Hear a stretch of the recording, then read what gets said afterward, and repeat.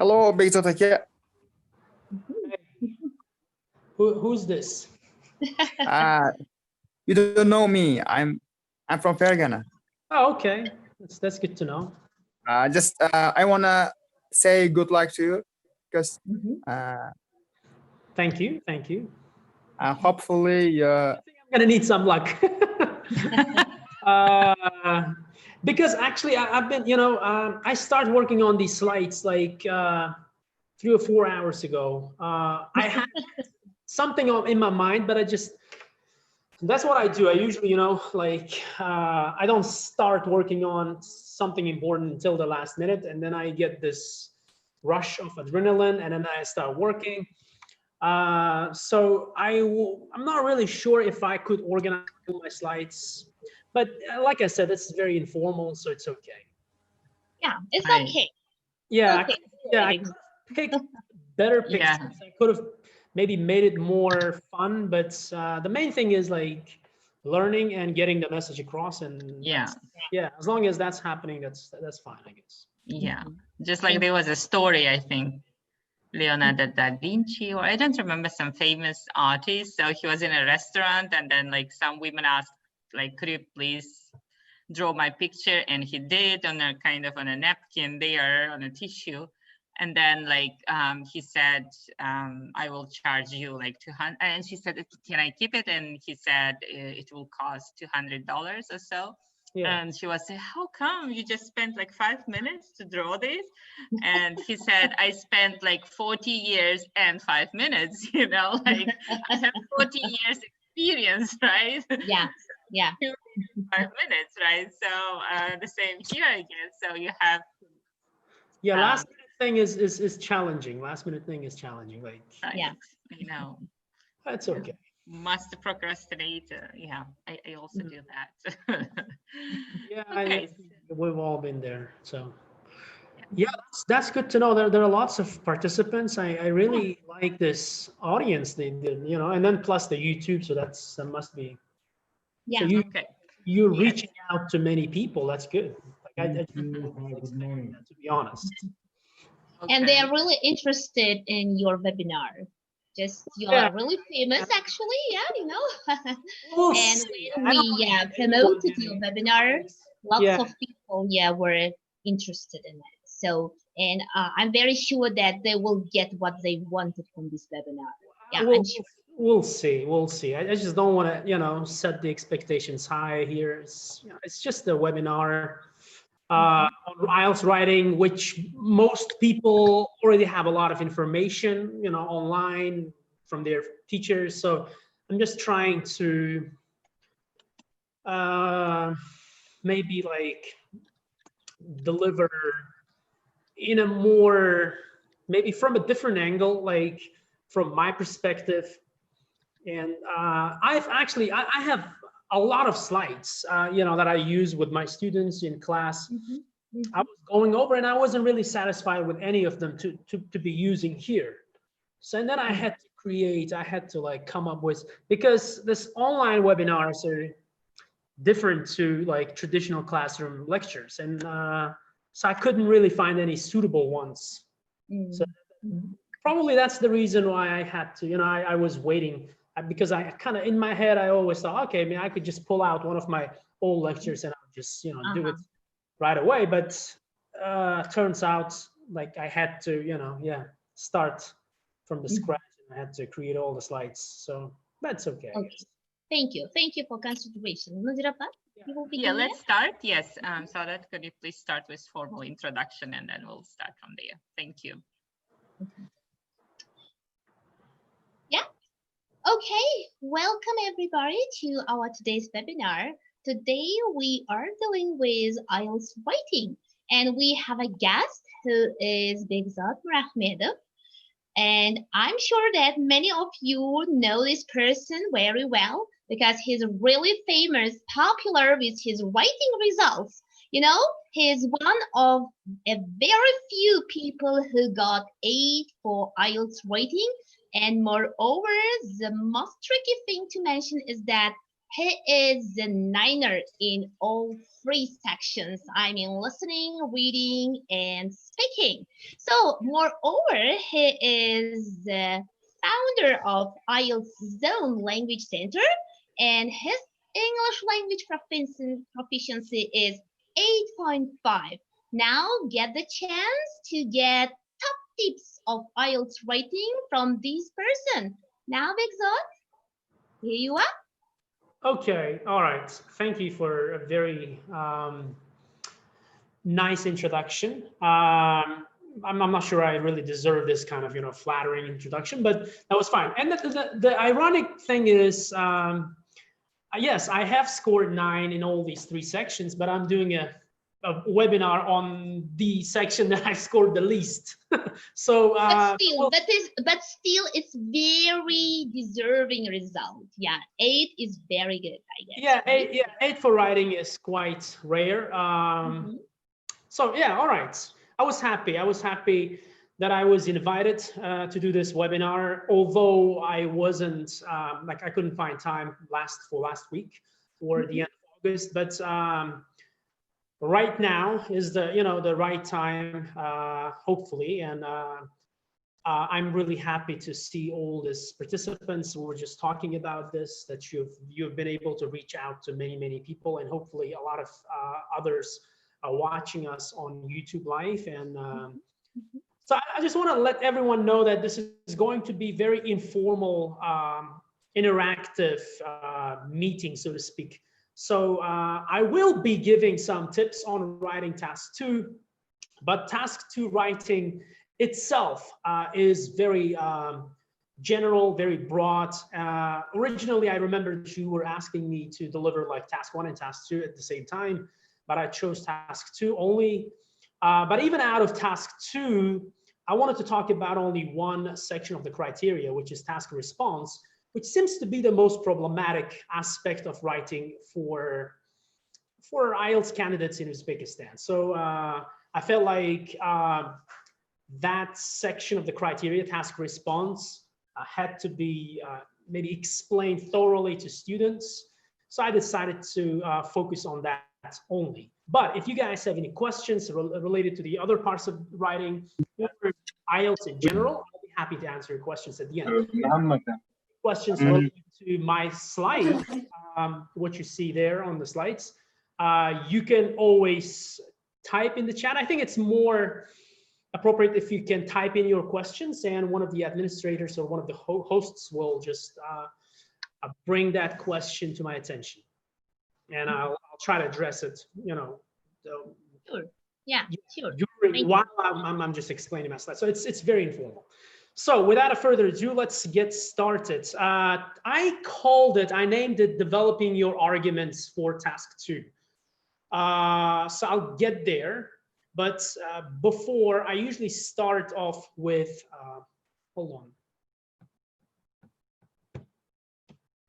All right, so I usually start off, you already introduced, so we can actually skip this, but there's some important things that, that I need to talk about.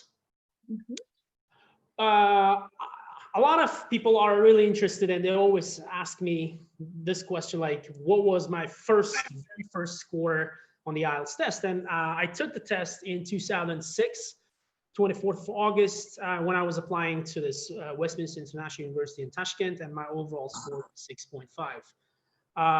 And then this slide is a bit old, so this particular slide is old, so while I was making this slide, my last time was 23rd of February last year, and my overall was 8.5. And I use this information to bring this interesting question to students' attention. And this question is, how long does it take to improve by exactly 2 points? And this seems to be a very common question asked by IELTS candidates. They want to know, like, how long it takes to improve their score, by 1 or 2 points. And you can see the answer, right? Just looking at my statistics, 2006, 6.5, and 2019, 8.5. And you can see an exact 2-point increase in each section. So, you know, yeah, I wasn't necessarily preparing for IELTS intensively over this like 13 years, but naturally it takes time to improve. So from 6.5 to 8.5, again, it took me, like, I got my 8.5 in 2016 actually, but this just, you know, like, it's a more dramatic capture of this answer to this question. So like for 7 to 9, 7 to 9, 6 to 8, 6 to 8. But again, my highest score since I started teaching like full-time in 2014. So it's been 6 years that I've been teaching IELTS, like preparing students for the IELTS exam, like full-time. And my listening, I've got 9, like 10 times, reading 9, 10 times, writing 8 twice, mostly 7.5 or sometimes even 7. Speaking, 9 was just one time, the very last one, but usually I score 8.5, like 9 times out of this 15. So as you can see, I have a lot of experience in taking the test. And another question that some of you might ask is like, why? Why do I take the test this often? And my answer is like, since I'm in this business of teaching or preparing students for IELTS, and I think it is appropriate for the instructor to be able to keep up with the test, to be able to, for example, maybe to motivate my students, to show how, how much, like, for example, hungry you have to be to achieve your target score, maybe to keep trying even if you are failing. And in a way, I'm failing to get an overall 9, and I've been trying, haven't given up since. So this kind of hopefully inspires my students. And besides, there's always the questions, the nature of questions are always changing. Listening, reading, writing, and speaking, and it's as an instructor, it's important for me to be able to again keep up with this change and update my lesson plans, my slides, so to speak. So that's one of the reasons. And then my latest results came this summer, and as Miss Saudat mentioned, I got 3 9s and 1 7.5, and I was really short of half a point in writing to get that overall 9. But again, I will keep trying, but as I'm getting older, I have children now, so it's not as maybe exciting as it used to be because I have other like priorities in life. But still, getting that 9 will remains to be elusive dream of mine. Like, elusive means like I keep chasing after it. But again, I'm not really chasing after it. Don't get the wrong idea. It's not something that I'm really after. So, and for example, a lot of students like usually come and say, well, how long it takes to get an 8 overall or 8.5.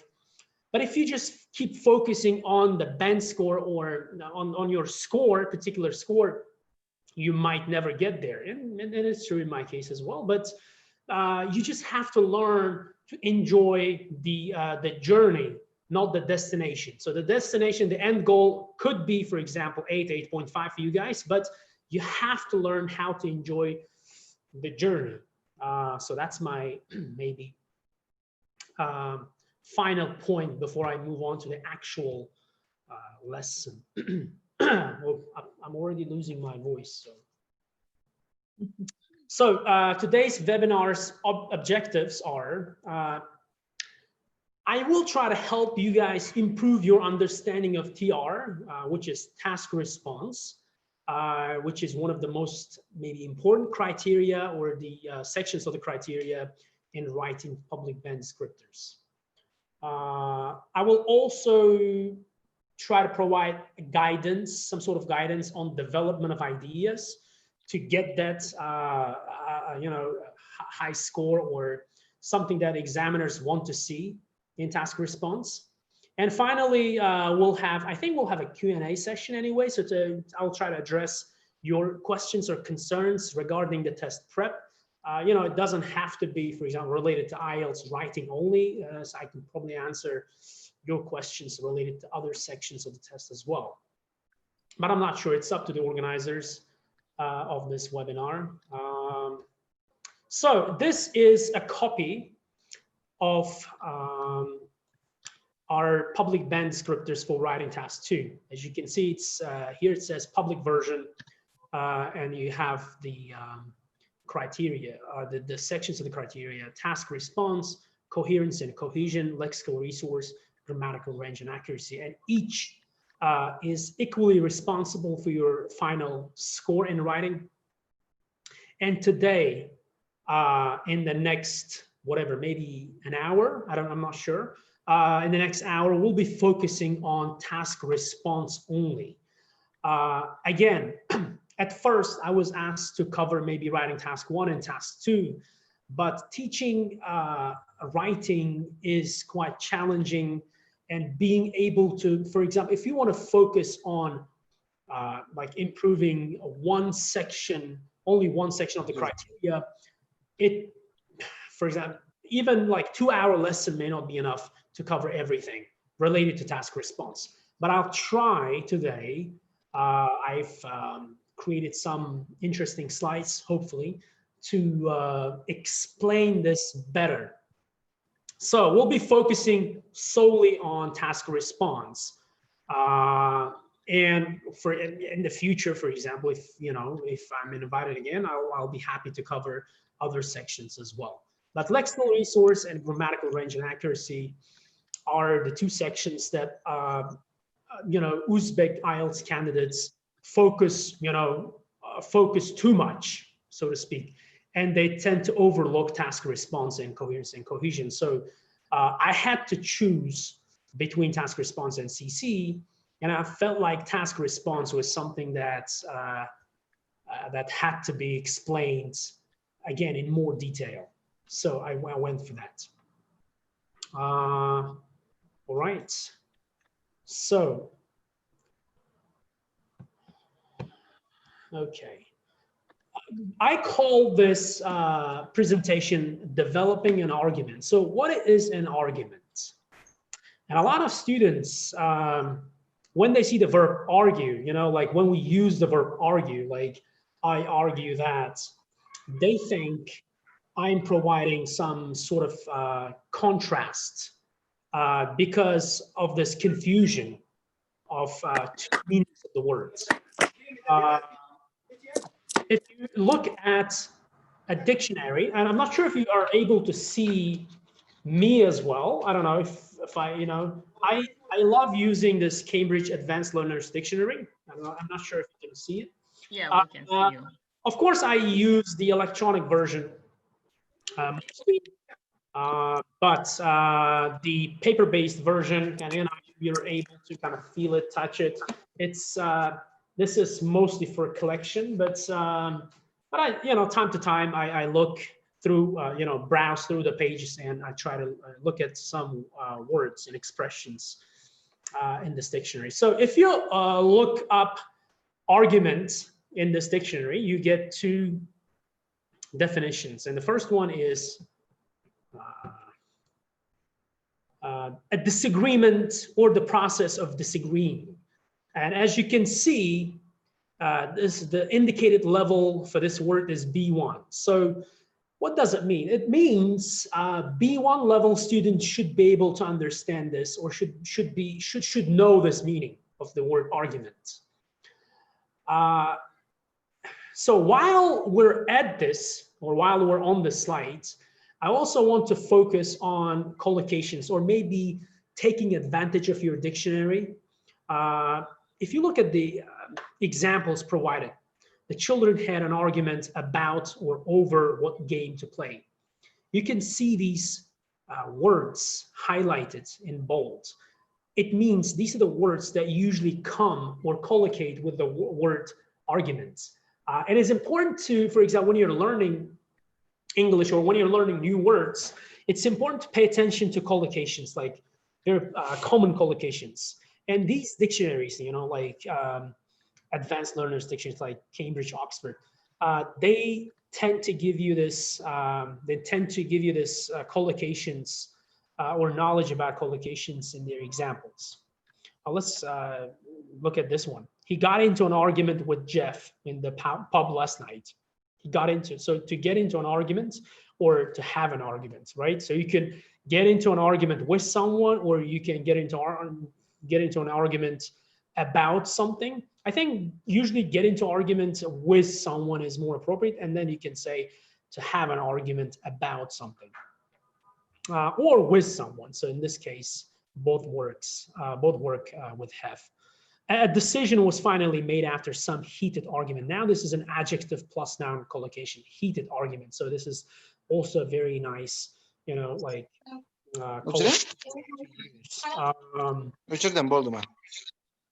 so now moving on to the second definition we have is B2 level definition. And this one reads, a reason or reasons why you support or oppose an idea or suggestion, or the process of explaining these reasons. So this is more appropriate for IELTS, you know, for the IELTS meaning of the word argument. Like when I say developing an argument, I don't mean this meaning, I don't mean disagreement, I mean reasons why you support. Usually support an idea, because you usually in IELTS, we try to present, extend, and support the main ideas. So here you can see some other collocations as well. Now that we've heard all the arguments for and against the proposal, let's vote on it. So you can say like, I have an argument for or against something, right? You can also say like, her husband was not convinced by her argument that they needed a bigger house. So we have that structure or that clause. I don't think that's a very strong argument or convincing argument or powerful argument. So when you want to use this word in this B2 meaning, you can use these adjectives like strong, convincing, or powerful. Again, it is actually the reason I'm focusing, you know, on this collocation thing right now is that if you look at the lexical resource part, I know that today's lesson is about task response, but if you look at the lexical resource part, you can see that Band 7 shows, Band 7 candidates should be able to show an awareness of collocations, you know. So you need to, you know, be able to use some common collocations. So some of these examples of such collocations are, you know, these strong, convincing, powerful argument, etc. So next time you look up a word, try to pay attention to the examples and try to see some common collocation. That's my point. Now moving on to the actual criteria, and now we're, for example, looking at task response under the microscope. Now we're kind of placing our microscope on task response. And I want to pay, a lot of teachers usually start looking at Band 7 or try to teach, and I do that too. I'm not blaming anyone. I think it's sensible that we teach our students Band 7 criteria, because Band 9 is like a little, you know, unrealistic. But for today's audience, for you guys, I will be focusing on Band 9 and Band 8. So this is very exciting, even for me. So you can take a look at it on your own, because we'll be kind of, you know, dissecting all these sections, all these bullet points in more detail later on, or not later on, like in the next few slides. So from 7 to 8 to 9, what is the difference? Let's try to analyze the first bullet point, like addressing all parts of the task, right? So addressing all parts of the task is the quality or the feature of Band 7, the Band 7 candidates. So now my question is, what do you mean by all parts of the task? Like, how do you know? Like, do you know about, do you usually pay attention to the parts of the task in task 2 question? And how many parts do you think there might be? Now, this is a question you might want to answer in the chats before I move on. I just want to know your level of, you know, whether you're familiar with this concept of like parts of the task, like addressing all parts of the task. So I might want to go to chat for this.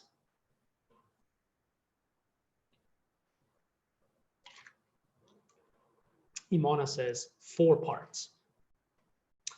Well, it is very rare for a question to have 4 parts. That would be a lot of, you know, that would be a challenging task. 2 is quite, yeah, 2 is quite common. Answering all question prompts, maybe, yeah. So my question was very kind of, you know, laid back. It's just saying how many parts are there to the question, to the task. So there could be 1, 2, or maybe at most 3 parts, but usually 2 is quite common in IELTS writing task 2. And then I'm going to explain what those 2 parts are. So don't worry if you're not, you know, if you're not sure what I'm saying here. So band 8 sufficiently addresses all parts of the task. And band 9, to get a band 9, you need to fully address all parts of the task. Now, if you want to ask the difference between sufficiently and fully, you know, I can vaguely answer this question, but I don't think I would be satisfied with my own answer, because usually examiners are given a training on this, on the differences of sufficiently and fully. And even then, I would say it's not really clear to all the writing examiners.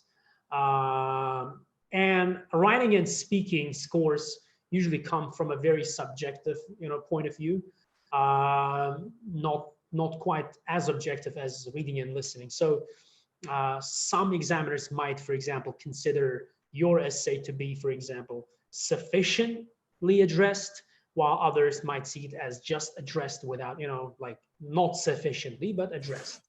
Some examiners might see it as, you know, fully addressed. Probably there could be some blurry line between 8 and 9. And examiners are very sensitive about giving 9, and they're very careful, especially for writing. Band 9 writing for IELTS is at the level, I would say, you need to produce a piece of writing in a very in a professional journalistic style. Band 8 is like amateur journalism still, you know, like being a native speaker and then being able to write a good piece of writing, for example, produce a good piece of writing.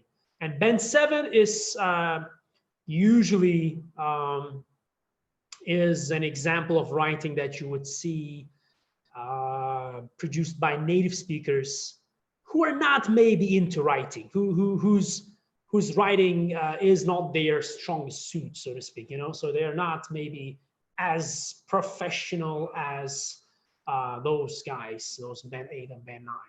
So that's why achieving a band 9 in the writing portion of the test is still a huge achievement, is still a big deal, because it shows that your level of writing is you know, at the same level as the native speakers. You know, like the native speakers without a good writing skill, maybe. But still, 2-3 years ago, the statistics was in Uzbekistan, only 2% of the candidates would achieve band 7+ in writing. I don't think this number changed much. I think it's still around 2-3%. So this should be, you know, this should give you a clear sign that it is a very challenging task to get that 7 in writing. But today we'll be focusing on how to improve our task response at band 8 And so this is going to be, again, like I said, exciting for me as well, because I think I will be learning with you guys at the same time, because I'll try to be, I'll be explaining things. And usually when teachers explain, they start seeing these things differently. And that's one of the advantages of teaching. So let's look at this essay question. Some people think that children should spend their free time doing homework, while others believe it would be better for children to participate in sports activities instead. What's your opinion? So going back to my question about the parts, how many parts do you see in this question?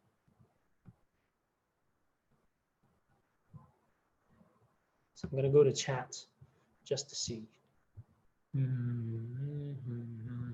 4, 2, 2, 1 part. 2, 2, 3.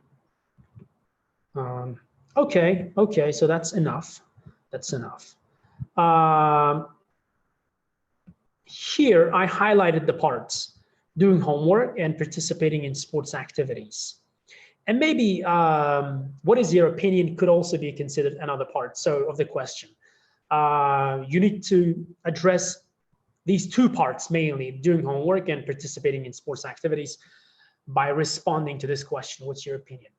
So I think the common response here, or the more appropriate response here, the more appropriate answer to this question is there are 2 parts to this question.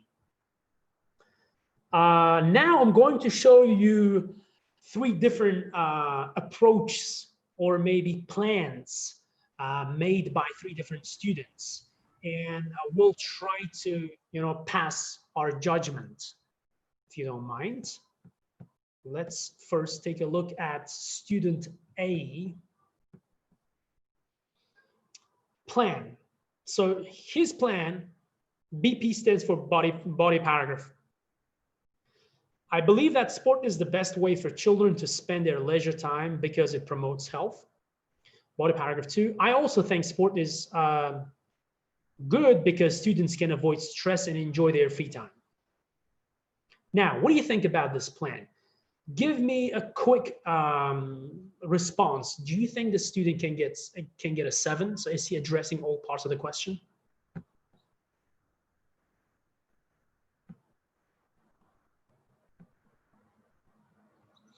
Six max, no more than 6. No, because it's one-sided idea. No, it's one-sided opinion. One-sided opinion is perfectly okay. Perfectly okay. But he's failing to address all parts because he's not talking about doing homework at all. And that was one of the parts of the question, right? So he's only focusing on doing sports. It's perfectly okay to have 2 reasons why you think children should do sport. But if you look at the question, it clearly says some people think they should do homework, and while others think they should do sports. So you need to look at both sides. You need to look at both aspects or parts of the question. So the comment here is that student fails to address all parts of the task because he's ignoring the part of the question about homework. Now let's look at student B, the plan by student B. I'm sorry, this should be student B. So his body paragraph 1, he says, I believe that sport is the best way for children to spend their leisure time. Body paragraph 2, other people think that homework is more important. Now, what do you think? Do you think he can get a 7?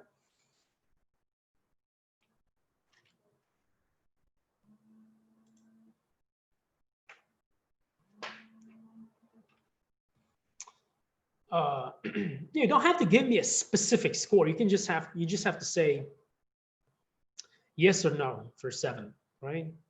So we have like, well, if the answer is extended, yes, no, 6, yes. Matched only questions, yes, they're asking only. I like this. Hold on. I like this guy's response. They're asking only for writer's opinion. Can you jump on the mic and quickly explain your what you're saying here? Can you elaborate on this? Evening, Mr. Hello?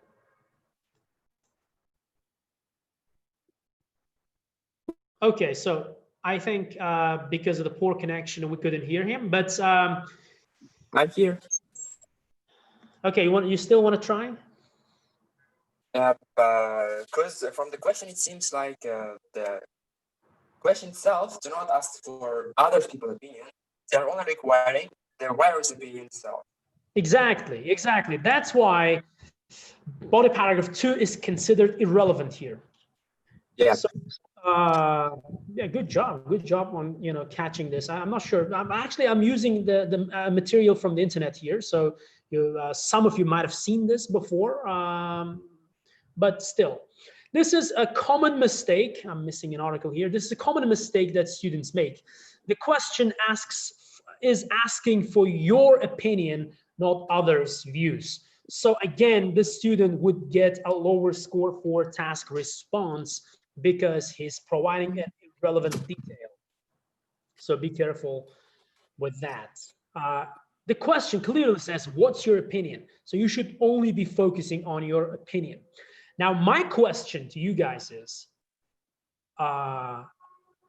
what if he said he completely, for example, thinks that the students should spend, or participate in sports rather than doing homework. So what if they are like 100% for sports and 100% against homework? How they would be able to, address both parts if that's the case? If I'm not sure if I was clear with my question. So my question is, let me just repeat one more time. My question is, if, let's say, you think that you agree that children should spend their free time doing sports, not homework, how would you be able to cover that? I like, again, Sadokat's response. Give reasons why they disagree with homework. Exactly. Instead of, for example, providing an opinion in favor of homework, you should say why you disagree with homework. So you should give reasons why you think homework shouldn't be, for example, something that students should spend time on. So yeah, I like that response too. I really think this is a very good, group of students or observers here, participants in the webinar. I like your level of, sophistication in terms of IELTS. So now we're moving on to student C. Student C does exactly that. He's still providing one-sided approach, one-sided opinion, but he says, I believe that sport is the best way for children to spend their leisure time. Oops. Let me hold on. Let me make sure that I don't get disconnected here. So he says in his body paragraph 1, I believe that sport is the best way for children to spend their leisure time as it promotes health and reduces stress. And body paragraph 2, I think children should not do homework in their free time because they already spend like 6 hours a day studying and should not do more educational work. So this is how a student can achieve a Band 7 plus, even with one-sided approach, with these two-part questions. Let's see if they have some questions. Yeah, okay. Okay, so we're fine. Let's move on. The comment here is student C deserves at least a Band 7 for task response because he or she addresses all parts of the question and avoids irrelevant details or others' opinions, right? So now, I hope we're clear about this addressing all parts of the task bit of the criteria, so that part of the criteria. Now we can move on to the second bullet point. Okay. Oh, by the way, I'm sorry, I forgot about this slide. So there's what if you want to do a balanced view? What if you want to do like two-sided approach? What if you want to partially agree with both, you know, the sport and homework? You can still do that. You can still do that by, for example, providing a quantified view. Like you can say, well, 70% of the time, or 70%.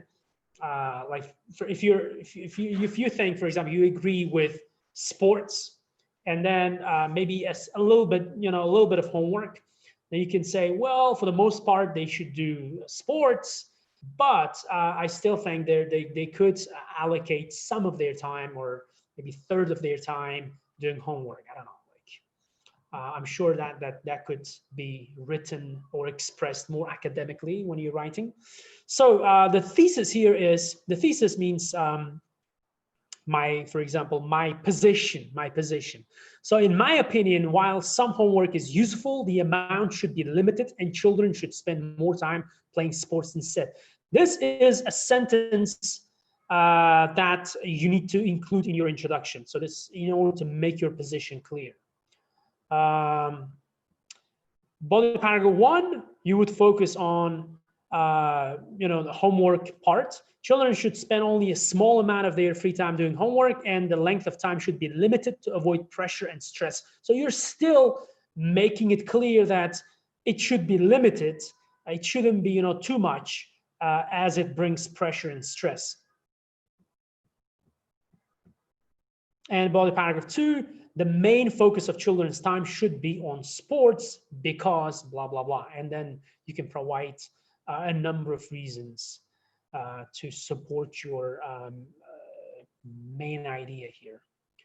All right, so let's see if we have some questions. Mind your language. Oh, okay, so it's okay to have you know, some people, because not everyone finds it useful. I don't really mind, but instead of, you know, doing this in the webinar, I would really like to see this guy, you know, face to face and explaining why he thinks whatever he thinks. But let's not get distracted by this one person. But I would really appreciate if he's not really finding it useful, he could leave this webinar. So that's where, you know, he's not forced to sit here. Okay, let's see.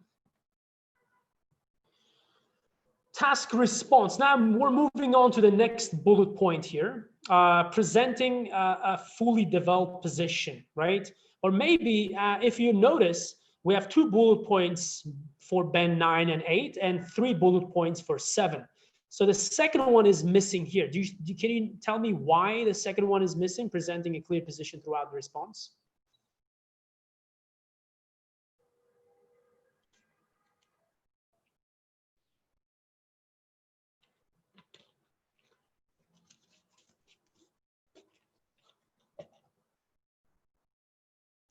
In the chat again, I'm going to repeat my question. If you can see the bullet points for 9, 8, and 7, we can see 3 bullet points.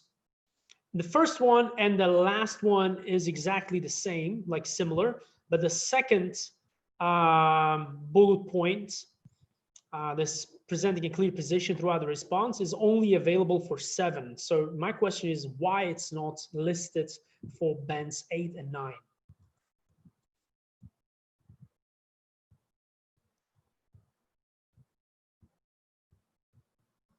Okay, I'm still waiting for anyone to answer this question. This is a tough question, and at the same time, very simple question. If it's not listed, it doesn't mean you're not required to do that for 8 and 9. It just means you're expected to do that, and there is nothing beyond that. So presenting a clear position throughout the response is a must. But if you can do that, you can only achieve band 7. 8 and 9, if you want to achieve 8 and 9, you need to meet the requirements of the other 2 bullet points. So even bends 8 and 9, they also provide a clear position, but there is nothing beyond that. So it is the you know, the final, like the level or the highest level you can get to, presenting a clear position, and then that's it. I hope that's, yeah. So for bend 8 and 9, you need to have that clear position, but in addition to that, you need to meet the requirements of the other bullet points. So that's my insight, or that's my take on it. Okay, now let's explore that third very key bullet point, or the key part of the criteria for bends, again, 7, 8, 9. Bend 7 requirements: presenting a clear position throughout the response, including the introduction. A lot of students usually, you know, they get surprised when I say, when I ask them to give their direct opinion in the introduction. Usually they want to kind of leave it to the conclusion, but for the sake of IELTS, please, especially for this bullet point, presenting a clear position throughout the response, throughout the essay, means throughout, you know, all parts of the essay, so including the introduction. Make sure you clearly state your opinion even in the introduction. Presents, extends, and supports main ideas. Again, bend 7 students, they present, extend, and support their main ideas, but there may be a tendency to overgeneralize, and or supporting ideas may lack focus. So this part is probably the part that holds you back from 8. This part highlighted in red.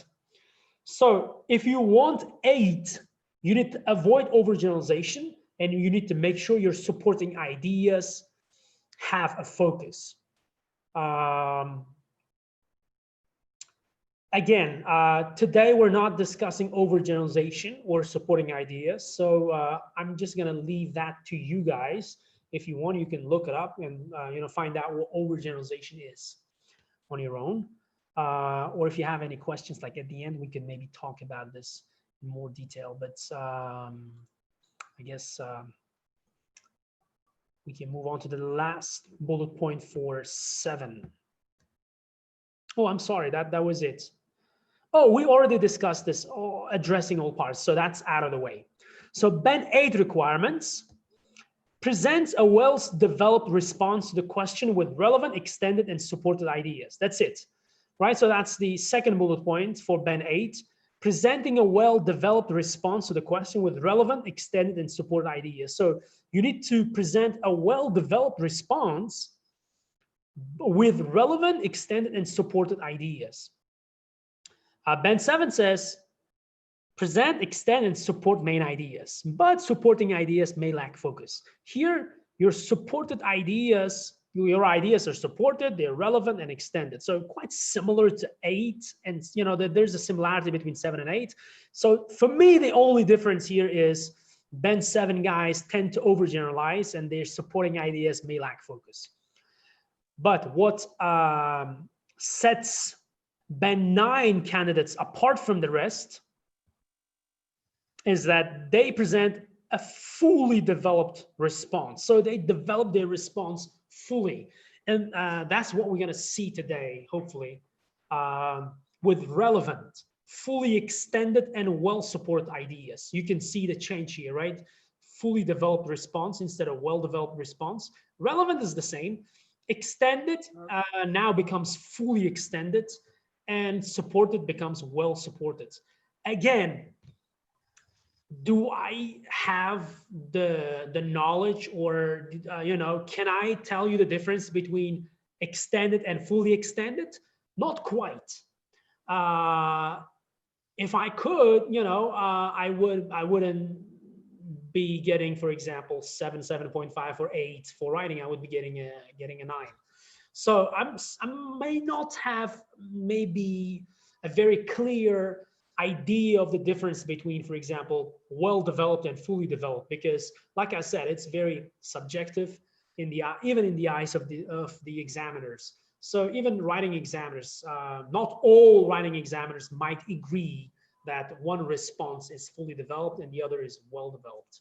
So again, it's up to your examiner or whoever checking your writing to consider your essay to be fully developed or maybe well developed, right? So the difference is 9 and 8. And unfortunately, there's a human factor in IELTS writing and speaking assessments, and we just have to accept that. Okay. All right, let me just check. Some facts in introduction. Can we add some facts in introduction? In the introduction, I think I would avoid like adding facts. I'm not really sure like how you can add facts. Like what kind of facts would you add? Like, not really sure. Now Uzbek says he didn't understand something. Can you be more specific? Like what did you not understand? You can, I don't know. Can others like, are you guys following this? Because I'm getting the vibe like. No, everything is good. Yes. Everything is clear, I think. Yeah. Maybe, yeah. Yes, Well, that's Yeah, it's going okay, perfect. Bekzod. Yeah. No, I'm just saying, writing assessment is subjective and there's nothing we can do if, for example, some examiners disagree with some essays to be well developed or some fully developed. I'm just, I'm just bringing this to your attention because I think it's like important to know if you're taking this test, it's important to know that speaking and writing scores are assessed by human examiners, and sometimes there could be a difference of opinion. That's all I'm saying. And I'm not really discouraging that, I'm not saying 9 is impossible in writing. I'm just saying it is very hard to get a 9 because even examiners might not be able to see the difference between 8 and 9 when it comes to task response. That's all I'm saying. Yes. Yeah, it's okay. It's okay. Yeah. No. You don't have to ban anyone. Everyone has a right to, express their opinions. It's fine. I'm totally okay with it. I agree. A lot of you are pointing out that this is for high level, and yeah, that's how I teach. I don't teach, for example, ready-made formulas for writing. I don't teach skeletons, like some sort of structures for writing, or some teachers usually give you a list of vocabulary or maybe some sort of a structured writing for you to complete or for you to fill in with your ideas. This is not how I teach. At IELTS Zone, we focus on the criteria. We try to give the monkey what he wants, and the golden rule of IELTS is to give the monkey what he asks for. And in this case, monkey is the system. The criteria is the monkey, and he's asking you to give you this, to meet these requirements. And all I'm doing is I'm just trying to explain how you should meet those requirements to get that whatever score that you're after. That's all. Yeah, no, like I said, I'm okay with everything. So moving on to developing an argument in a body paragraph. Now I think we're kind of reaching to the more juicy part of the this webinar. We'll be getting our hands dirty by getting more practical. We'll be writing a body paragraph together. So all the theoretical part is now behind us. All the boring part is behind us. Now moving on to more practical aspect of writing. Now for this part, I want you to look at this question. Multinational companies improve the quality of life in the foreign countries where they sell their goods. To what extent do you agree or disagree? This is a very common question in IELTS, agree, disagree questions. And the specific question here is asking you to give your opinion on whether multinational companies can improve the quality of life in the foreign countries they operate. or they produce or sell goods. Take your time, because in the real exam, it's important that you analyze, you understand the question thoroughly before moving on to the next step. The next step is brainstorming ideas, right? So I usually follow 5 steps, and I usually teach 5 steps to my students. First, you need to analyze and understand the question. You need to take like 2-3 minutes, maybe. Like you need to read the question 4 or 5 times at least to get a clear picture of the question and what's being asked here. And you can analyze like how many parts there are, etc., etc. The type of the question, like agree, disagree, or discussion, or problem solution, etc. And then, only then can you move on to the next part or the next step, which is brainstorming ideas. Once you brainstorm, once you generate ideas for both agree and disagree sides, and then you can choose which side you want to lean towards, or which side you want to kind of justify or support. And then you start the planning stage. So you need to spend about 10 or 15 minutes before you start writing the introduction.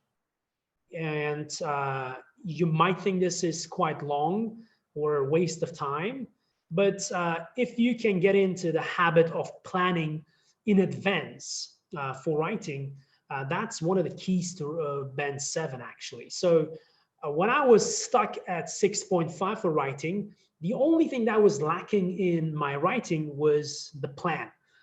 So I never used to plan, and I would just write. And I thought at that time, I could, get my ideas clearly expressed without even a plan. And plan was, to me at that time, was a waste of time. But I would never get 7 in writing.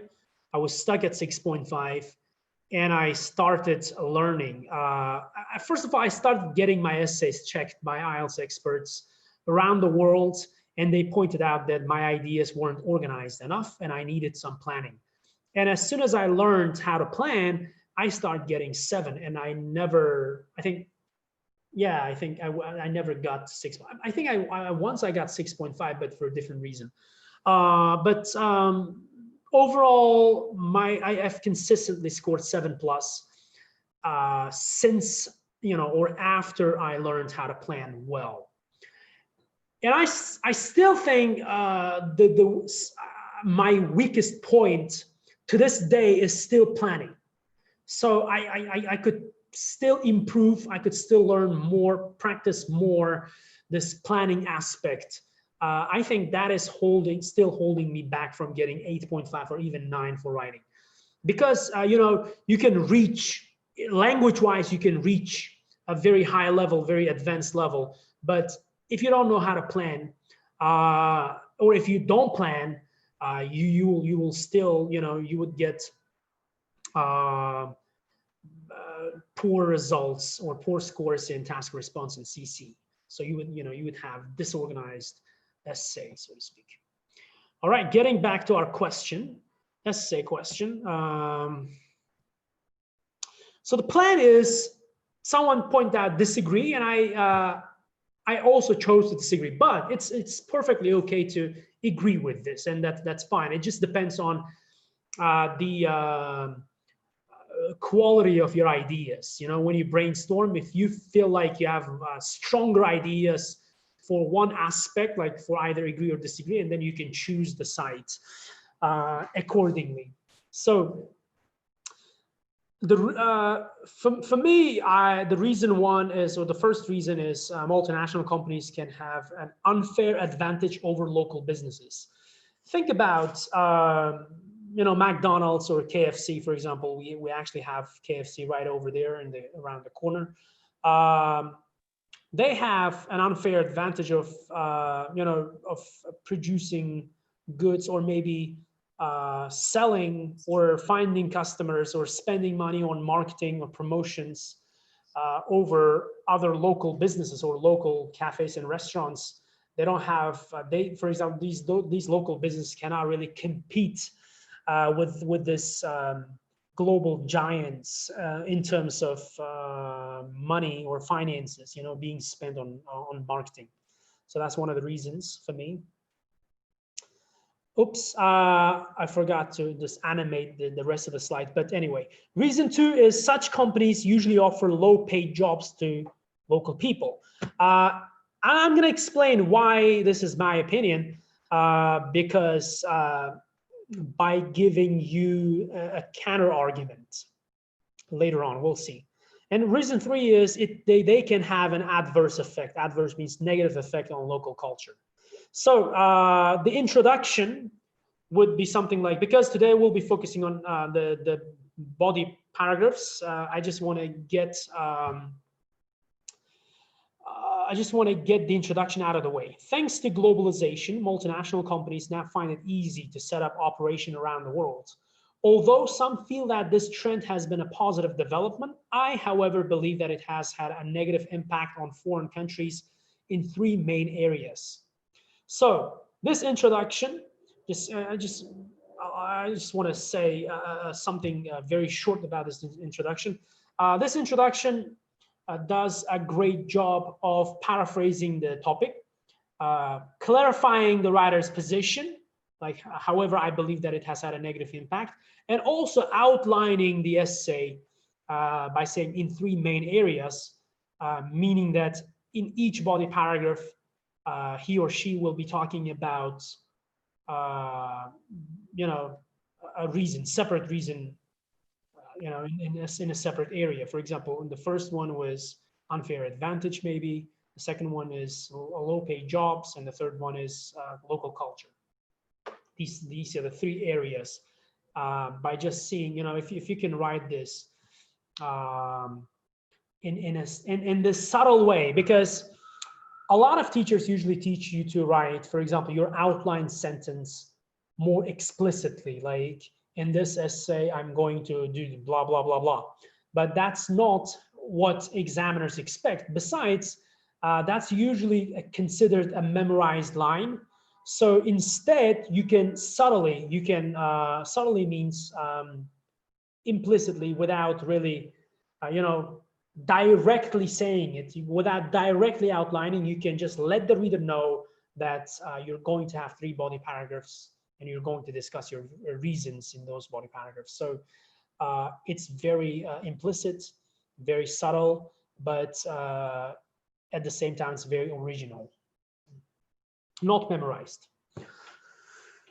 Okay, moving on. So the question is, how should we develop our ideas or our arguments to get that band 9? Remember the criteria, the bullet points for band 9, right? So aim for the highest. Aim for the highest is the IELTS zone's motto, so to speak, like the motive, like marketing. From the marketing point of view, that's what we have under our logo, aim for the highest. And the highest in this case is band 9. So how can we develop our arguments to get that band 9, get that highest score in writing for task response only? I was gonna show you like devil versus angel picture, and then I remembered this movie, Devil's Advocate. So playing devil's advocate is a nice expression in English. For those who don't know, who may not be familiar with this expression, it means basically pretending to be on the other side of the argument and questioning this side in order to support your details better. So playing devil's advocate is a very nice expression. So there's actually a movie starred by Al Pacino and Keanu Reeves. If you want to find, you know, check out the movie, that's a nice movie as well. So anyway, we want to play a devil's advocate when you're when we're writing when we're developing our argument. Sorry. So, for example, the angel might say, "Well, I think then the devil should question with but." So let's see that in practice. Angel versus the devil. So the angel says, firstly, multinational companies can create problems for local businesses. And the devil responds to it. But don't you agree that such companies usually produce goods of a high quality, which is a positive thing for customers? Besides, competition among businesses is always healthy. So that's the devil, you know, the asking this question. And it's by playing devil's advocate, we can develop our ideas better. I hope you understand the concept behind this. And the angel should respond saying, yes, I admit that large global businesses often produce goods of a high quality, but the problem is that these large corporations who operate in multiple markets can take advantage of economies of scale to produce these goods cheaply.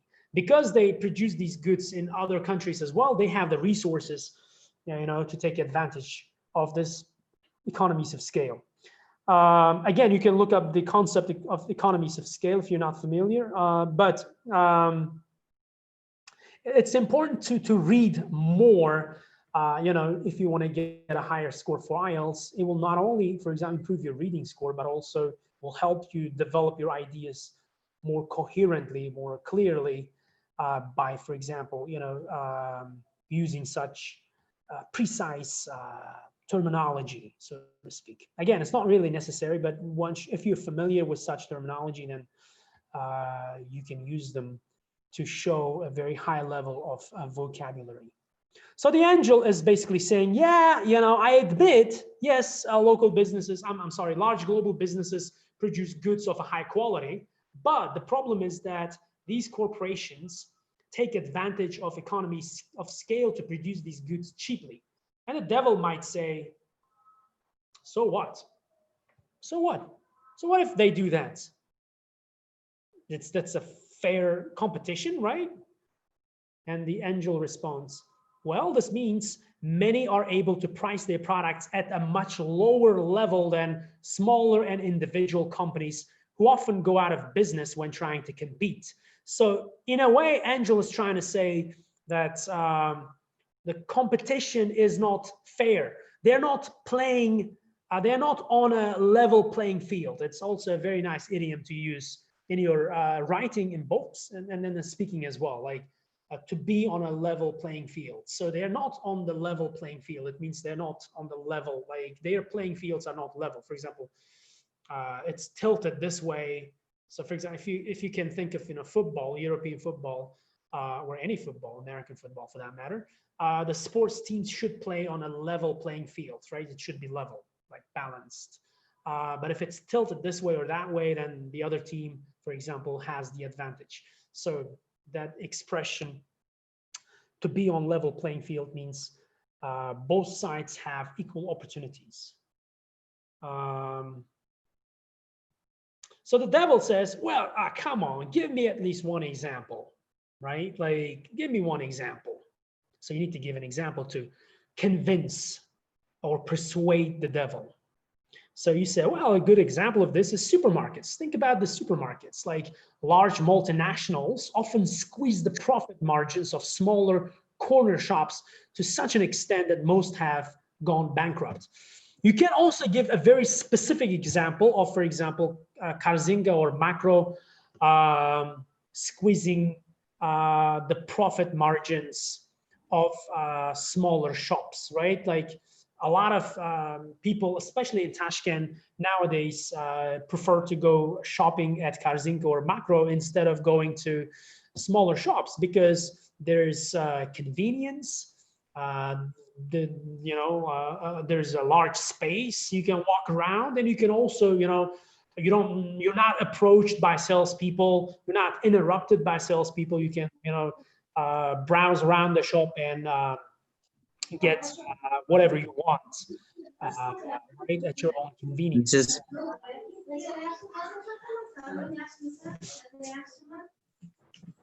Anyone else wants to say something, or? Anyways, so that's, but I think for the sake of IELTS, and the examiners might not be familiar with local supermarkets, so it's better to keep it general. Like, large multinational supermarkets. You can think of like mall maybe, or I'm sorry, not mall. I wanted to say Walmart. Walmart maybe, for example. It's not in Uzbekistan, but I think 70% of the world, or the 70% of the countries, or most countries, even in Asia, have Walmarts. So Walmart, for example, can use the economies of scale to attract more customers, and in this way, for example, forcing other local shops or smaller shops into bankruptcy. So that's an example, right? I think that should be the end of our devil and angel conversation, the dialogue. Now, our job is to convert the angel's statements or angel's arguments into more academic English. So let's see if we can do that. So firstly, multinational companies can create problems for local businesses. Let's make it more academic, more, formal, so to speak. So you can say, firstly, multinational companies often dominate local markets at the expense of local businesses. Again, a very nice expression, at the expense of someone, right? For example, you can say, well, a joke is not considered a joke, or humor is not considered a proper humor if it comes at the expense of someone. So it means if you laugh at someone, then this is not a good humor. So, so at the expense of someone. And the next argument by our angel was, yes, I admit that large companies, global business often produce goods of high quality, but the problem is that these large corporations who operate in multiple markets can take advantage of economies of scale to produce these goods cheaply. So we're gonna change that yes, I admit part to while I concede that. While I concede that is just more formal way of saying, yes, I admit that. So while I concede that large global businesses often produce goods of a high quality, the problem is that large corporations operating in multiple markets. Notice I got rid of this who operate. I changed that to this verb ing structure. I'm just reducing the relative clause. Operating in multiple markets can take advantage of economies of scale to produce these goods cheaply. This means, the next argument was, this means many are able to price their products at a much lower level than smaller individual companies who often go out of business when trying to compete. We can make this more like a result. As a result, many are able to produce their products at a much lower level than small individual companies who often go out of business when trying to compete. A good example of this is supermarkets. And we have two sentences here, so we need to make it into one. By connecting these two sentences. Large multinationals often squeeze the profit margins of smaller corner shops to such an extent that most have gone bankrupt. A good illustration of this is supermarkets, with large multinationals often squeezing the profit margins of smaller corner shops to such an extent that most have gone bankrupt. Now we have the first body paragraph ready. And this is what it looks like, the final look. You can see the blocks of the body paragraph. You have the topic sentence right at the top, highlighted in red. Firstly, multinational companies often create products that dominate local markets at the expense of local businesses. And then we provide a balance by providing a concession. While I concede that large global businesses usually produce goods of a high quality, and then you want to justify your own side by explaining your topic sentence. So sometimes a single sentence can, for example, contain two different blocks. So the first part is balance and the second part is an explanation. The problem is that large corporations operating in multiple markets can take advantage of economies of scale to produce these goods cheaply. And then now we're providing a result. As a result, many are able to price their products at a much lower level than smaller individual companies who often go out of business when trying to compete. And finally, we end the paragraph with an example, supporting example. A good illustration of this is supermarkets with many large multinationals squeezing the profit margins of small corner shops to such an extent that most have gone bankrupt. Oops, yeah, that's the end. Now I think, yeah, I think we're quite on time, right? It's been exactly an hour, I think, since we've started. And I had to rush through some of the slides, and sorry for that. If, you know, if anything went unclear to you guys, we can continue this in the chat or in the following discussion, I think. So thank you for your attention. Thank you for joining this webinar. It was, how to say, I was a bit maybe hesitant at first, maybe to deliver this lesson. I wasn't really sure whether, you know, so I'm not really sure about your response. So we'll see. If you have, you know, hopefully by answering your questions, I can make some of these things more clear. So can we now move on to the Q&A session, or what is the? Yes. Thank you so much, Bekzod. Yeah, I think it was really useful. I really liked how you kind of analyzed the band descriptors and giving like how they can develop the ideas. I think that it's really important. Yeah, I also agree, you know, some people trying to teach giving some kind of ready formulas, right, to follow, which is not the case. IELTS is not about, or English language is not about the rules, right, or the kind of patterns, right, so that everyone should fit in. Yeah. Okay, so yeah, there are some couple of questions. And so let's, from the very last one that I see, is it necessary to give conclusion in each part after example? That's a very good question. I would say it would make your writing, it would make your paragraph more coherent if you could provide a small like summary or conclusion, or at least like a tied back to your thesis or your topic sentence in a way. So yes, that is a good optional statement or sentence to have, but it is not always necessary, or it's not always the requirement of the IELTS. I would probably suggest writing one if you feel like you don't have enough words. Yeah, thank you. So I think there are just comments thanking for the useful webinar, and on our YouTube channel as well.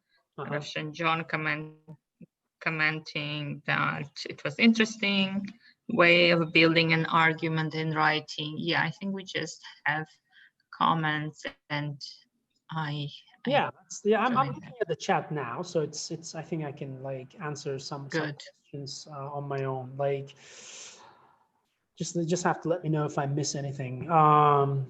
Someone asked about Simon's writing lessons, and I think I'm quite okay with it. I think Simon provides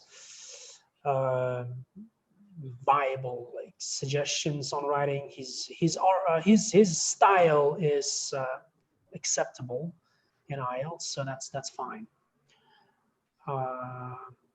What about main body paragraph 2? That's for you. Now I just showed how to develop an argument in the case of one body paragraph, so it's up to you, right? Like if you want to continue to use this approach to develop your own argument for the next body paragraph, because we wouldn't have enough time to cover all 3 body paragraphs. I just wanted to show just one body paragraph.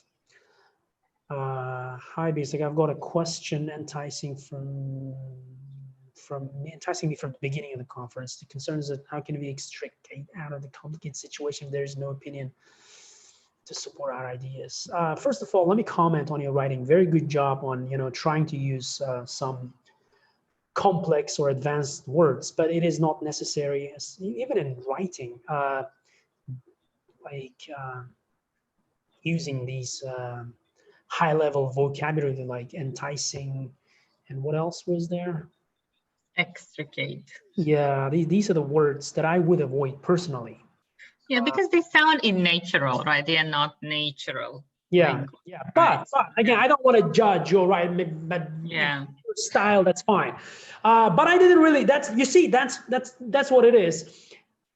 I was distracted by your use of vocabulary that I didn't really get the question. Like Okay. I. Yeah, I think what she means is that what to do if you don't have ideas for the writing task. Well, that's the simple like translation. The Right, concept is yes. that how can we extricate out of the complicated situation if there is no opinion? Well, if you have no, like, you should have an opinion. It's just personal opinion. There's no right or wrong. You know, you cannot be right or wrong for your own opinion. Like, you should have an opinion on us. And IELTS doesn't, for example, give you questions on sensitive topics or on like complicated topics. All the IELTS questions are on very general, like commonly known topics to people around the world. So anyone who's educated should have an opinion. Otherwise, you shouldn't be considering taking the IELTS test, because you should be able to discuss, you know, these topics like global warming, marketing to children, for example, like promoting stuff to children, or the ethics of that, or like the advance and disadvantage of distance learning, for example, very applicable to current situation, you know, etc. You know, like these are the common topics that you should have an opinion if you want Yeah, on I IELTS. absolutely agree, because it tests not only language proficiency, but some cognitive development, whether you are ready to study in an English-speaking environment, right? So like, and we had Alex with us, and he was saying, so it tests like whether you are like a global citizen, right? Exactly. So as a global citizen, you have to have some ideas about current issues, right? And yeah, for that you have to read more and listen more. Exactly. Yeah, I completely agree with Alex. I think you're talking about very popular IELTS examiner here in Uzbekistan. So yeah, I follow his advice as well. I talked to him on a couple of occasions, and yeah, he's always kind of, you know, like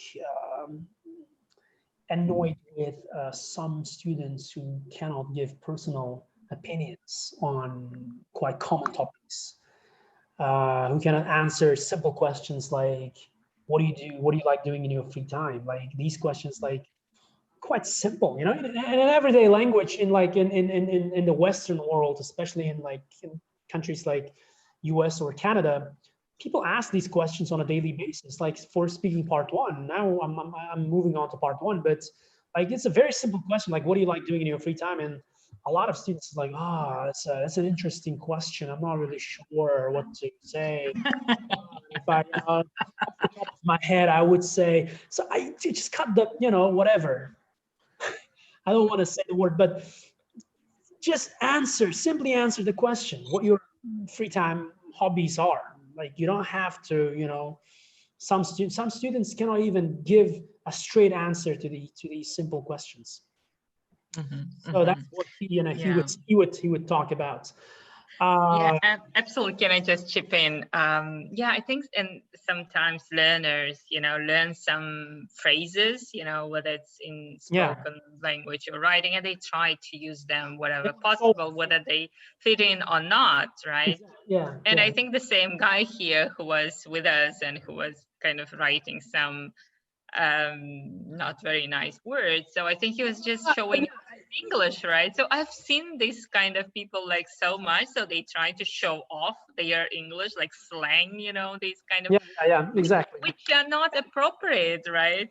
I used to be like that, you know. You like we ESL learners, at some point in our learning, we do that, and that's perfectly fine. It's just important that you know when to move on, and you know, for example, I used to use a lot of black English slang from movies, and I used to my friends like, oh nigga, what's up? Yeah. But that's not the kind of language that I want to use now. Let me speak. And Who's I also have difficulty making ideas in writing task 2 about many ideas. And how can I writing task 2 ideas? I'm a tense. ideas? How can you come up with more ideas for task 2? For example, that's why I showed you this devil's advocate, activity or slide.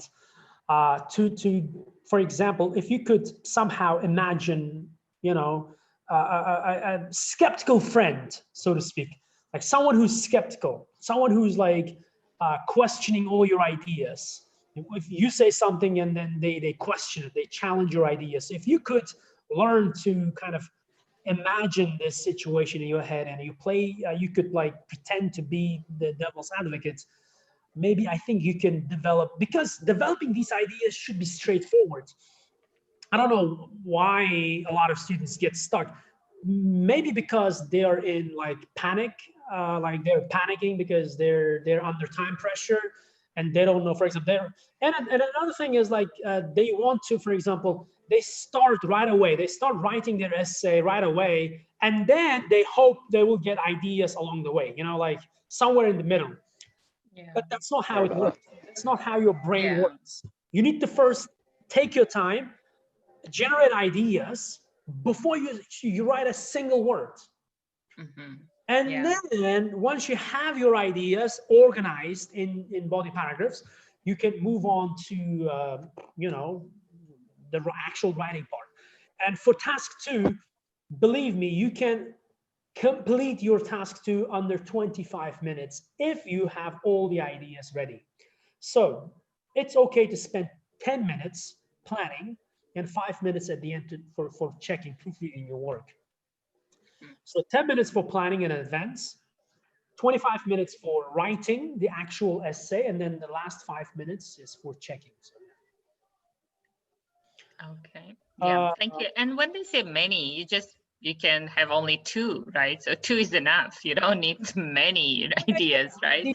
Yeah, 2 is enough. But you have to develop them kind of, right? So you have to explain them fully. One central idea per paragraph. You should always stick to one idea per paragraph, per body paragraph. So that's another common like mistake that students they squeeze in a lot of like as many ideas as they can in one, like they start listing ideas instead of developing them.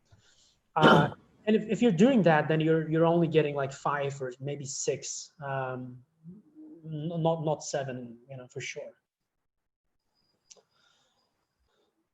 Let's see what else we have.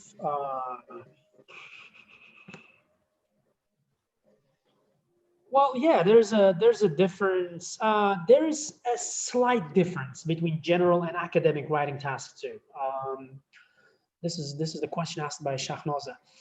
She's saying, is there any difference between general and academic writing task 2? A lot of students or a lot of people think there isn't, but there is.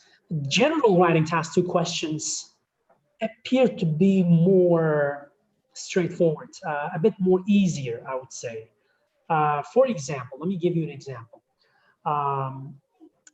There used to be like advantage, disadvantage questions, right? Like the simple question was, what are the advantages and disadvantages? And the topics that you get is quite simple, like not maybe very academic.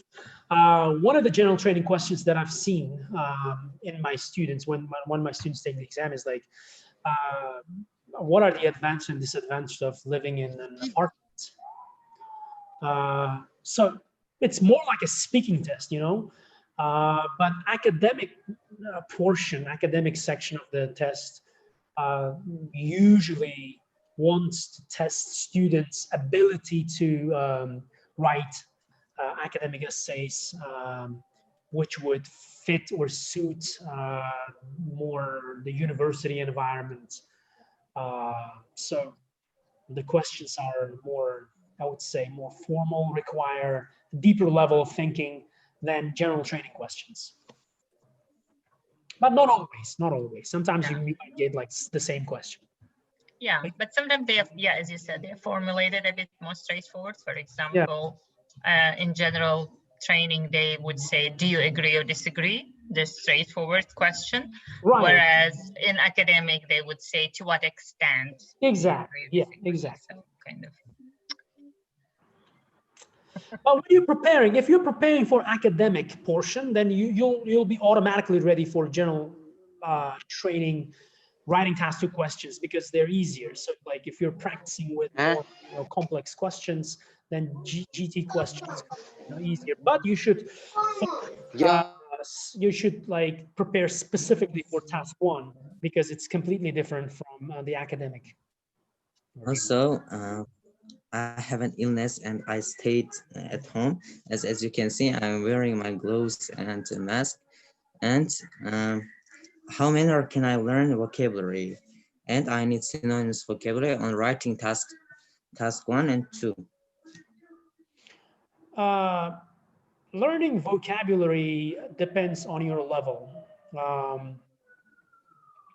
For example, if you're at a lower level, for example, you're going from A2 to B1 or maybe B1 to B1 plus, then sometimes learning a list of words, useful words, like using books like Polnations, like 4,000 Essential Words.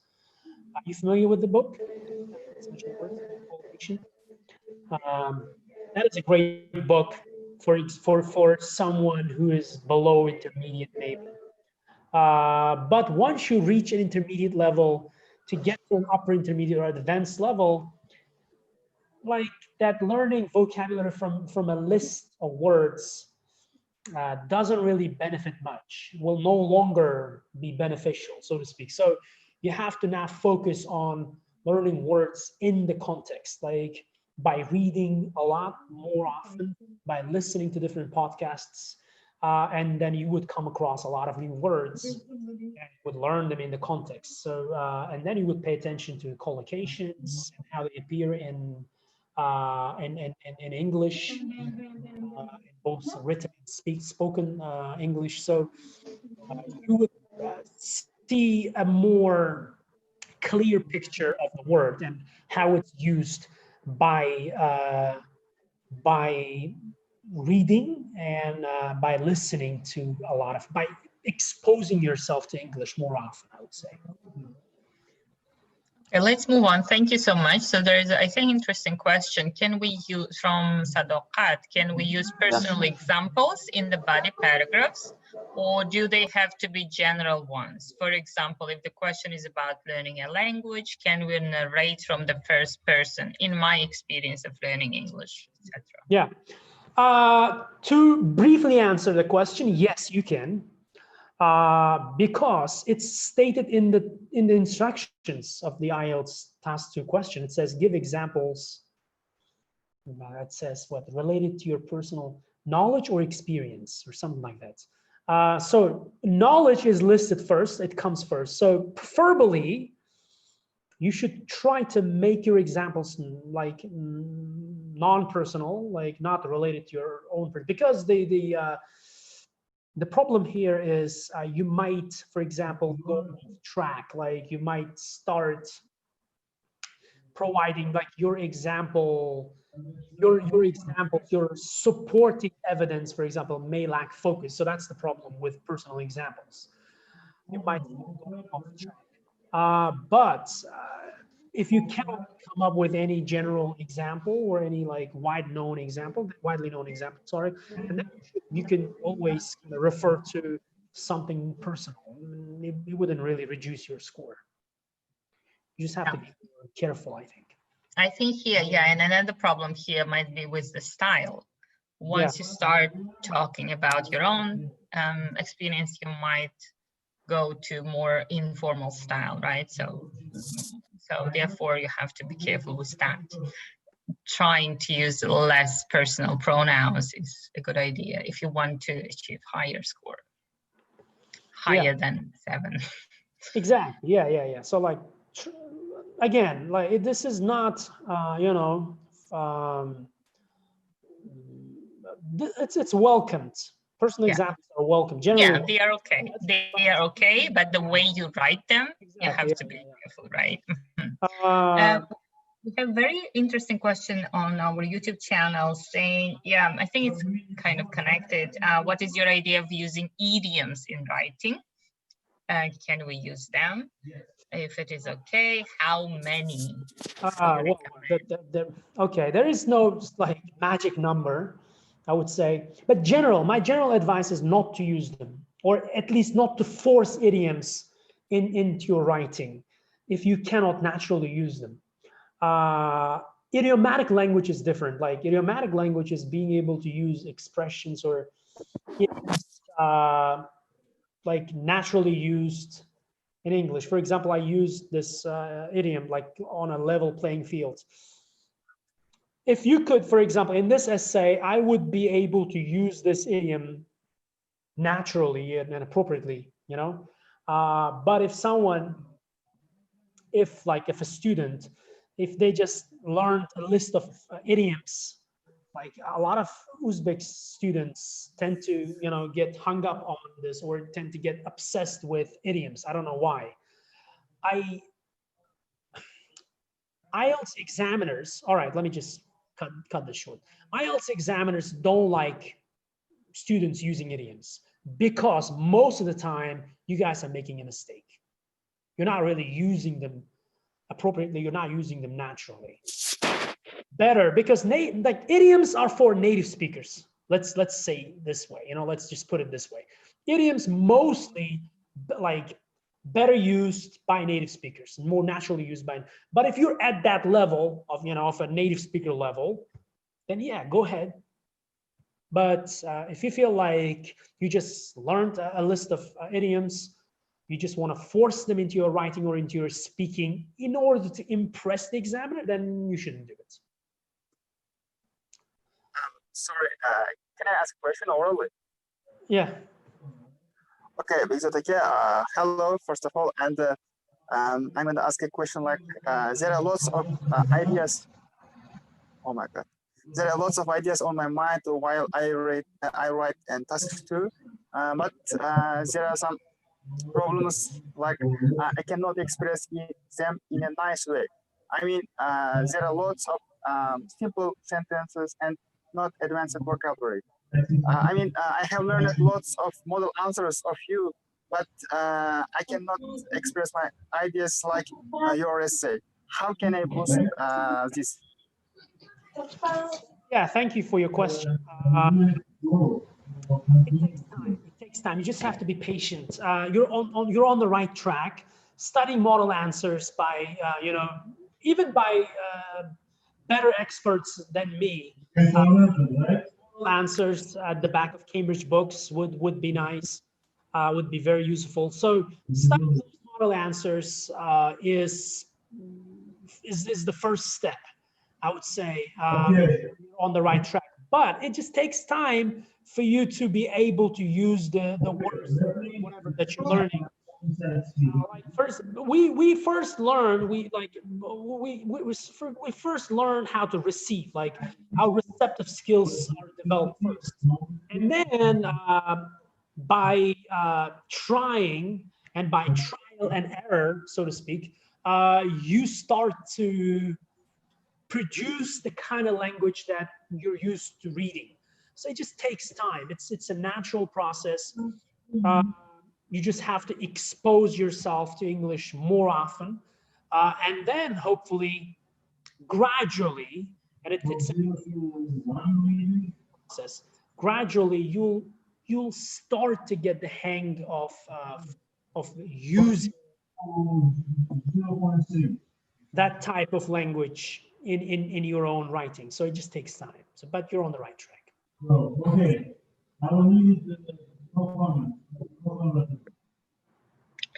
Okay, so we'll take the last question. Hello, Bekzod again. Hello. Hello. I've got a question for you, a bit Your lessons are being the best one I've ever seen for a long time. And let me introduce myself. First, I'm a boy who have found a bit difficult and energizing to respond my question earlier, initially in the beginning of this. And the middle be, don't clearly remember that, really. And my question is that my love teachers says that I got a more difficult problems with development of ideas which are not very clear and artistic, and you can recommend. What is Yeah. the question again? I think you want, again, development of ideas, but I think Bekzod answered this question again and again, I think, and the whole webinar was about that, I guess. I would suggest everyone, like, I think because of the internet connection or because of my pace, I could have been going a bit faster, maybe when I was explaining, or you could have missed a couple of, for example, good suggestions. So I would recommend everyone to go back and watch it and go through the slides, you know, at your own pace, so to speak. So hopefully you'll get your answers. You get your answers to the questions, to your own questions. You'll get the answers to your questions by rewatching, especially if The it's a video. development of ideas. Because yeah, I mean, I've talked about development of ideas. From the perspective of the standard IELTS writing public band descriptors. So there's nothing else. There's no any additional point. There's no any other like hidden criteria, so to speak. So everything is out and about. Everything is like communicated very clearly by IELTS. If you want to get 7, you should do this, that. Or if you want, for example, if you want 8, you need to give me this. And if you want 9, you need to give me this. And I was basically mostly talking about band 8 and 9 today. Unlike my traditional writing lessons where I usually talk about band 7. So that's why maybe it was a bit, complex. It could have been a bit complex for some students, and I noticed that from the chat. It didn't make sense to some students, the things that I was talking about. So the thing is, if you're interested, you just have to rewatch it, and then hopefully you'll find some answers to your questions. Yeah. So you were saying, Nodropa, you were saying about the last question, maybe. Yeah, there was a last question about general training writing task 1, but although today we're not talking about writing task 1, but if you want, you can address that. It's saying, recently I found that in general training writing task 1, it's not supported. I guess it's not appropriate to write dear sir or madam, but instead to write dear Mr. Smith in formal style. Is this true, I guess? Oh, I'm not in a position to answer this question because I don't usually, get involved in general training writing, task 1. I'm really sorry about that. I think dear sir or madam should, as far as I know. All right, so because I remember seeing this in some books and some decent IELTS books, that IELTS usually gives you the introduction. IELTS tells you what to write, how to address that person. So you don't have to think about that. No, it just says dear and then okay. dots. So I think, as far as I remember, if you have the name, for example, if you know, for example, who you're addressing, then use the name. If not, I think sir or madam should be okay. I don't know. Like I said, I'm not a specialist in general training, unfortunately. I've mainly focused on task 1. I mean, academic writing, task 1 and task 2. Since task 2 is, similar, I can answer task 2 related questions for general training as well. But for task 1, you should just try to find that information on online. Yeah. I can answer that. So Yeah. Okay. it might be okay if there is no person's name. If there Yeah. is no person's name, yes, you can write dear sir or madam. Although nowadays in English-speaking countries, it's not the appropriate language to use because some people might want to be addressed neither sir nor madam. So Oh, it's this. okay. Because of that, because of this gender. It's the, yeah, it is gender. Yeah, it's considered to be sexist language, and nowadays we don't use that. Well, it's, yeah, that makes sense. That makes sense. it seems like kind of right, but it's one thing, right? So that, but and yeah. you know, if there is the person's name, it's actually rude to address to him or her like dear sir or madam. Dear sir or madam is rude if It's you have, rude if you have the person's name, right? And then sometimes if you don't have the person's name, you can still address the position. For example, dear hiring manager, okay. dear customer service representative. So, All right. and So this is what we do in not only in writing, I mean in IELTS writing, but in real life in English-speaking countries, when you're writing emails or letters, you take these kind of conventions. Yeah, you follow these. so in order to be like politically correct. Exactly. So, yeah. Exactly. Yeah. Yeah. Because not everyone wants nowadays, like they you have to ask people how they want to be addressed, because if you know there is beside he or she, we have they, pronoun they. So some people prefer to be addressed as they, Yeah. not he or she. So Yeah, yeah, it's all about being politically correct. Yeah, being choosing non-sexist language, and you should be sensitive to that as well as a global citizen. Right? correct. But I don't think I wouldn't think it would, it's a big deal though. It's not a big deal. Exactly. It's not a big deal. It's not a big deal, really. But when you are hesitating, right? So what you choose, right? But it affects style, right? Because this is one of the conventions of letter writing. Yeah. Yeah. If you want to be prepared for the real world, then you have to kind of learn these rules, so to speak. Yeah. Yeah. But another thing, just to comment here, when you're writing Mr. or Miss or Mrs., right? So again, if it's safer to go for Miss, MS, not me, MISS or MRS, right? So just going Miss is neutral. But make sure that you write both first name and last name. Or just last name, right? So like usually Mr. or Miss goes with the last name, yeah. Exactly, not like Mr. Bekzod, right? So I know that's in Uzbekistan, and like here in schools as well, people address like Miss like Nadira or whatever, right? Which is not correct. Which is not correct in English. So Miss. I actually used that with Saudat. I just didn't know her age, and I just didn't know how to address. Like I didn't know her last name. I couldn't really pull it out, so I was like, I had to use Miss Saudat. Like, yes, in English-speaking countries, so they sometimes use this in schools. Yes, they sometimes use this in schools, but it's as the language, according to the language rule, it should be with the last name, not the first name. Yeah. Great. Thank you. I think we clarified lots of things. I think, I think we can call a day. Right? Is there anything? Any final comments? No.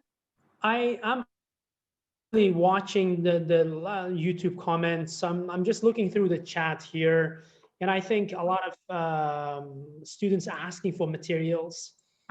Like everyone pretty much asking for like useful materials to share, but we constantly share materials on our IELTS Zone like Telegram channel. So you might want to check it out. It's right here. I don't know if you can see it. My screen. The last slide I had. So it's IELTS Zone like underscore UZ or UZ. So yeah, so we share useful materials on a like almost daily basis on our Telegram channel. So you can just go and check out the past files for different materials. I'm reading another question, the last question, I think, that by Sardor Bekin, basically saying, what should I do for increasing my task to experience every day? Do I have to do practice or just watch online writing tips? Again, writing comes with practice. So you need to practice writing.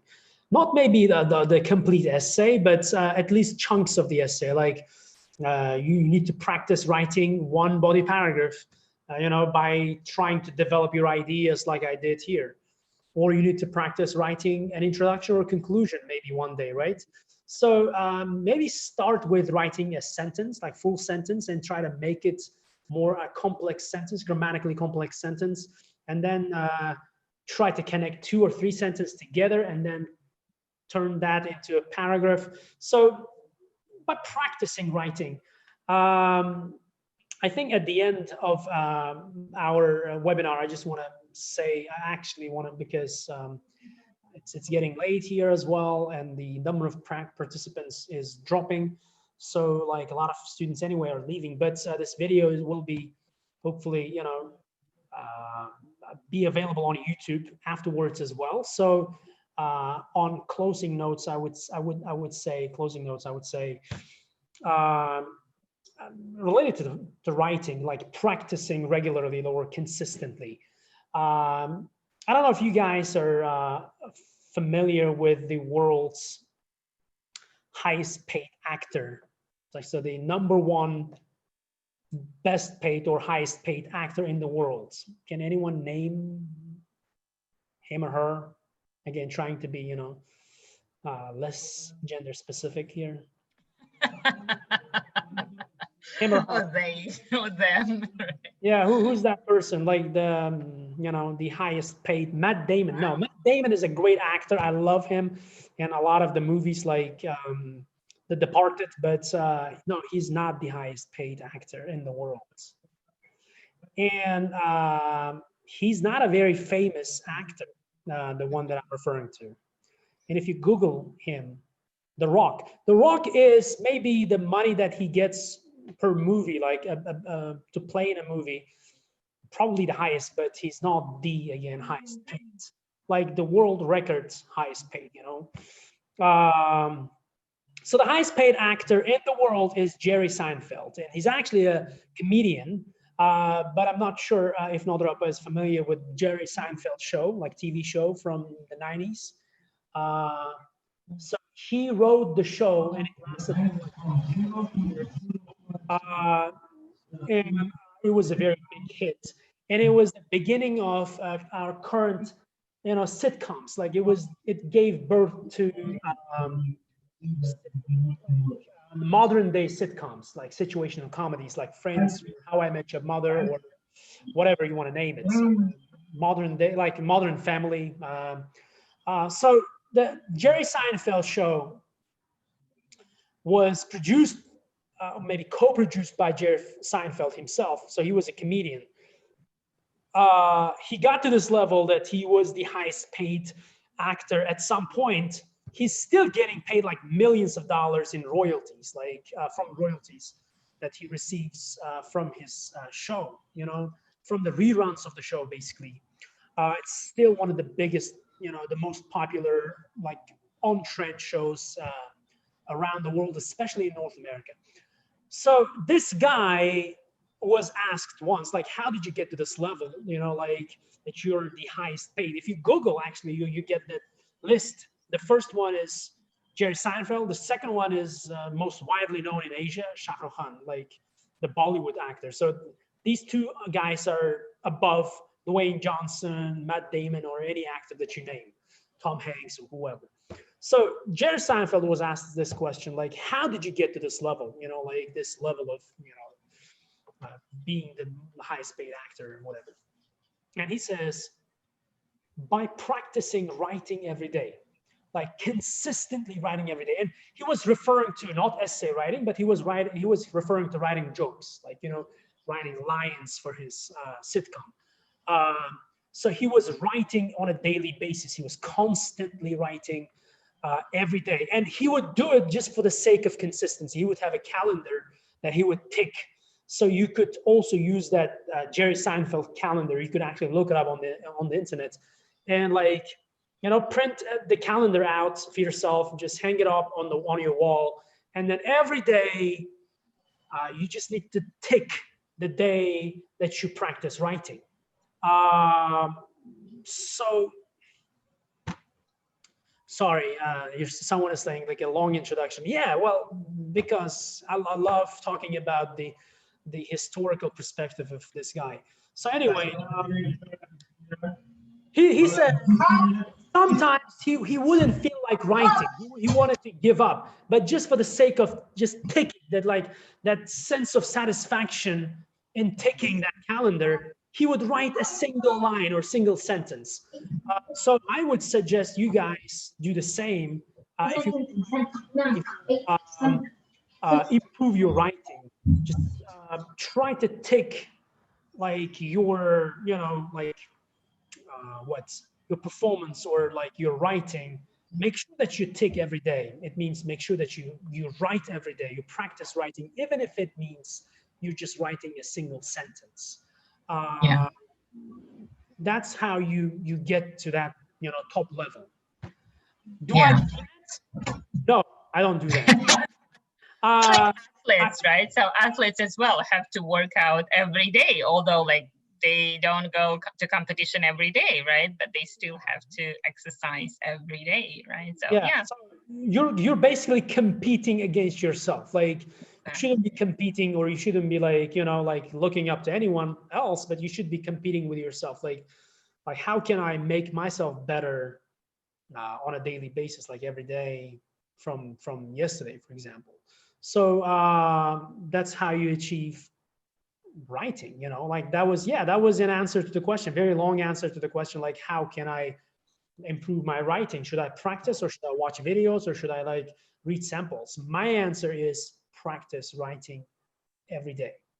By writing. You learn writing by writing. Yeah, right. That's it. That's the only like secret formula, because like that's why I'm stuck at 7.5 or 8 for writing. I could never get to 8.5 or 9 because I don't write on a daily basis, but I speak on a daily basis. I always use English. I use English at home as well because my wife speaks English as well. So sometimes it is the only language that we choose to communicate, and it's just become a natural part of our like lifestyle, so to speak. So I use English on a daily basis, and no wonder I got to this band 9, in speaking. But I don't write on a daily basis. That's why I struggle with the writing section. So if you want to, beat me in writing, you should start writing every day. So I think that kind of concludes our, today's webinar. I think that was really fun for me as well. Yeah. I wish I had also English speaking wife. Yeah, you can marry. Yeah. Well, yeah. Anyway, I don't want to comment on that. Right. Yeah. Then sometimes I advise to my students here in Canada, like single guys. I said like find a girlfriend who speaks English. I said, yeah. That's also one of them. Yeah. Okay, great.